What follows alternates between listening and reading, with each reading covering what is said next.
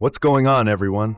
We need to talk about what just happened in episode 6 of Alien Earth, because that ending was absolutely wild. After weeks of watching Boy Kavalier completely ignore the obvious dangers of keeping 5 different hostile alien species in the Prodigy labs, chaos finally breaks loose in the Fly. And let me tell you, this episode delivered some serious moments. Wendy starts getting suspicious that something's not right in Neverland.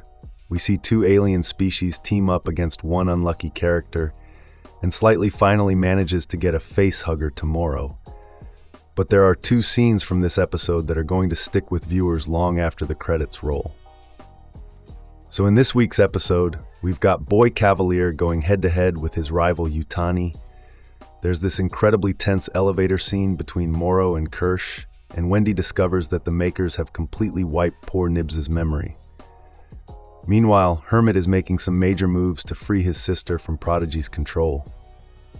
But here's what everyone's going to be talking about.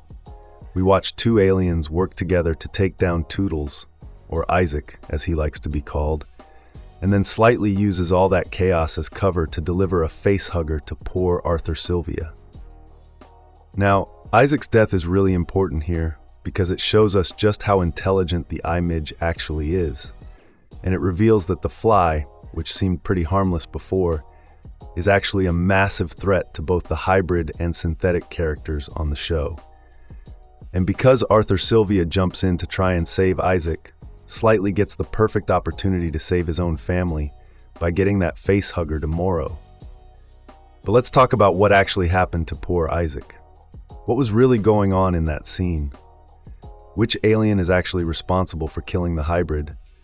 And what does this mean for the rest of the series? Well, showrunner Noah Hawley broke it all down, and it's pretty disturbing. The perfect storm that led to Isaac's death. Isaac's death comes down to a combination of careless mistakes and some seriously clever planning.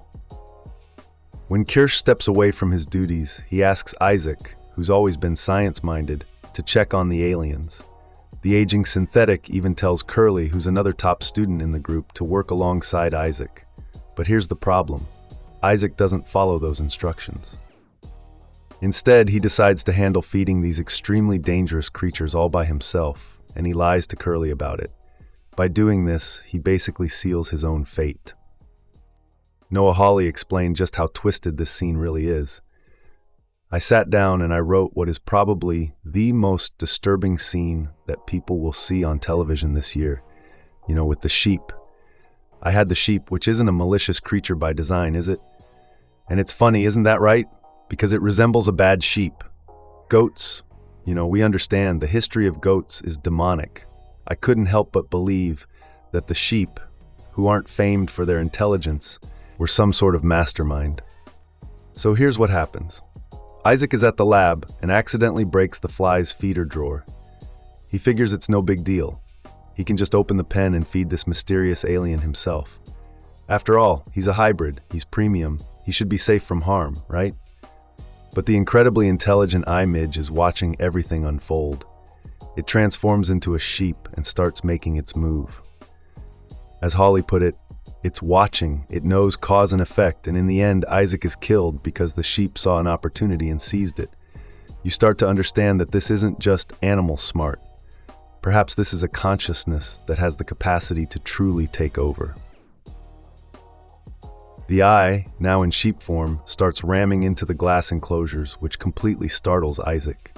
He stumbles backward and falls right into the Fly's pen. The door automatically locks behind him, trapping him with the only alien on the USCSS Maginot that actually prefers metal over flesh.